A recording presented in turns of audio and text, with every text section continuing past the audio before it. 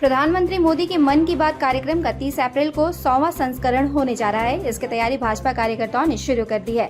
इसे लेकर रविवार को भारतीय जनता पार्टी जमशेदपुर महानगर ने बिष्टुपुर स्थित चैम्बर भवन में एक बैठक की। इस बैठक में पार्टी के सभी मंडल अध्यक्ष, वरिष्ठ कार्यकर्ता व नेता उपस्थित रहे। समाज के विभिन्न वर्ग के बीच कार्यक्रम कैसे संपन्न हो, इसे लेकर बैठक में चर्चा की गई। बूथ स्तर से लेकर पंचायत स्तर पर कार्यक्रम को सफल बनाने की रणनीति बनाई गई। इस दौरान 2024 में होने वाले लोकसभा चुनाव को लेकर बूथ सशक्तिकरण पर भी जोर दिया गया। इस संबंध में जिला अध्यक्ष गुंजन यादव ने मन की बात कार्यक्रम की तैयारी को लेकर चर्चा की। उन्होंने कहा है कि पिछले दिनों जुगसलाई और कदमा में हुई घटना में कई निर्दोष हिंदू नेताओं को जिला प्रशासन ने जेल भेजा है। इसका विरोध भाजपा कर रही है और उस घटना की जांच सीबीआई या सिटिंग जज से कराने की मांग की गई है। राज्यपाल को इसके लिए ज्ञापन भी सौंपा गया है।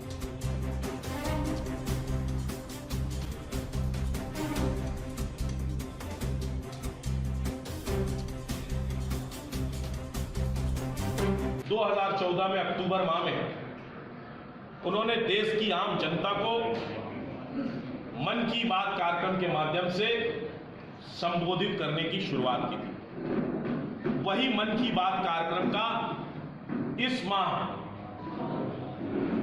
अप्रैल माह के अंतिम रविवार 2023 में 100वां संस्करण होने जा रहा है, 100वां एपिसोड होने जा रहा है। पार्टी उसकी तैयारी बहुत भव्य तरीके से, बहुत बृहद तरीके से और बहुत बड़े तरीके से कर रही है। पार्टी की योजना है कि एक एक बूथों में, जो हमारे जमशेदपुर महानगर में 1300 बूथ है, तो 1300 बूथ में कैसे कार्यक्रम संपन्न हो, इसके लिए पार्टी चिंता कर रही है। साथ ही साथ जो समाज के विभिन्न अंग हैं, विभिन्न वर्ग हैं, उनके बीच में भी यह मन की बात का कार्यक्रम कैसे संपन्न हो, इसका भी चिंतन मनन और ब्लूप्रिंट तैयार किया जा रहा है। चूंकि यह मन की बात का कार्यक्रम पूर्ण रूपेण गैर राजनीतिक कार्यक्रम होता है। मोदी जी देश की आम जनता को संबोधित करते हैं और देश के विभिन्न हिस्सों से देश के सर्व जनता को जोड़ने का काम करते हैं। वो मन की कार्यक्रम की भव्यता, सुंदरता के लिए आज हम सभी लोग यहाँ विचार विमर्श के लिए बैठे हैं। सभी सम्मानित जिला पदाधिकारी, मोर्चा जिलाध्यक्ष और मंडल अध्यक्षों की बैठक चल रही है। जैसा कि आप सभी मीडिया बंधु भी जानते हैं कि भारतीय जनता पार्टी का बूथ सशक्तिकरण अभियान का कार्य देश भर में जोरों पर है। हमारे जमशेदपुर महानगर में भी बूथ सशक्तिकरण का कार्य काफी जोरों पर है और काफी तीव्र गति से बूथ गठन का कार्य शुरू हो रहा है और सत्यापन का भी कार्य साथ साथ चल रहा है।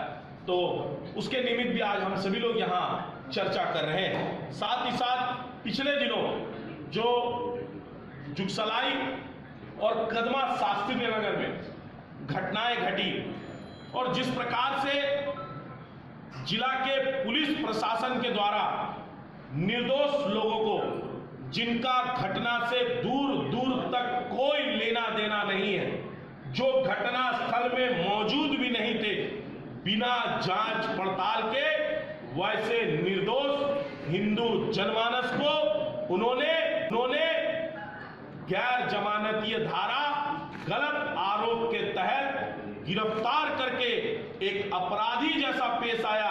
सुधांशु ओझा जी पुरी में, जगन्नाथपुरी में भगवान जगन्नाथ का दर्शन करने गए थे। एक अपराधी की तरह पुलिस ने उनको गिरफ्तार करके ला करके जेल भेजने का काम किया, जिसका भारतीय जनता पार्टी पुरजोर विरोध करती है।